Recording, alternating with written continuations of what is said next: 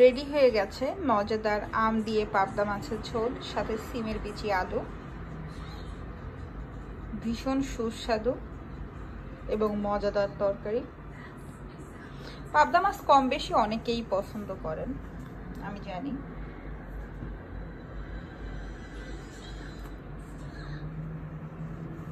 মাখা ঝোলে একেবারেই ইয়ামি তরকারি।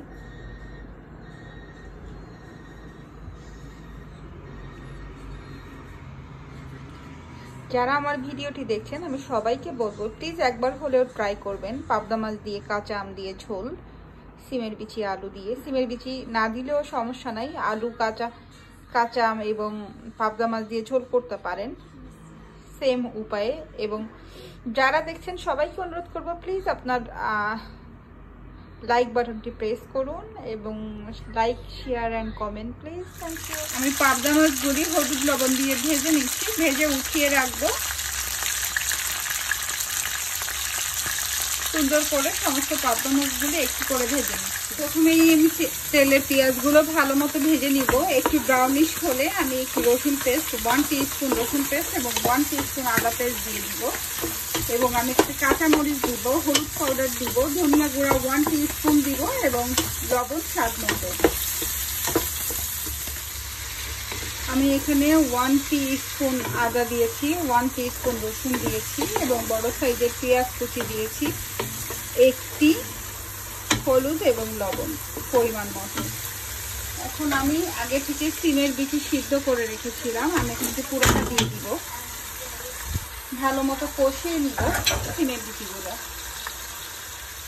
আমি সিমের বিচি আলু এবং কাঁচামরিচ ফালি দিয়ে দিয়েছি। আমি খুব ভালো মতো করে কষিয়ে নিব 5 থেকে 7 মিনিট। দেন আমি ঝোলের পানি দিয়ে দিব। আমি সবাইকে আরেকটু বলে দেই, আমি রান্না করছি পাবদা মাছ দিয়ে সিমের বিচি আলু সাথে কাঁচা আম। পাবদা মাছ দিয়ে সিমের বিচি দিয়ে আলু সাথে কাঁচা মাছ।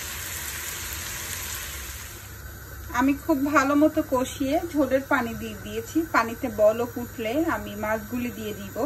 মাছগুলিতে আরো একটু বেশি 2-3 মিনিটস বলক উঠলে আমি আমগুলি কাঁচা আমগুলি দিয়ে দিব। আমি ঝোলের পানিতে সব মাছগুলো দিয়ে দিয়েছি। আরো 2-3 মিনিট জালের পর আমি আমগুলি দিয়ে দিব। তারপর রেডি হয়ে যাবে পাবদা মাছ দিয়ে আমের ঝোল, কাঁচা আমের ঝোল সাথে পাবদা মাছ সিমের বিচি আলু। আমি আমগুলি দিয়ে দিয়েছি, দেখতে পাচ্ছেন মাছের মধ্যে সুন্দর আমগুলি। আম দিলে চেহারাটা একটু সাদা টাইপের হয়, যেহেতু আমি কাঁচামরিচ দিয়ে রান্না করেছি। আমি আর 2 মিনিট জাল হলে নামিয়ে ফেলবো।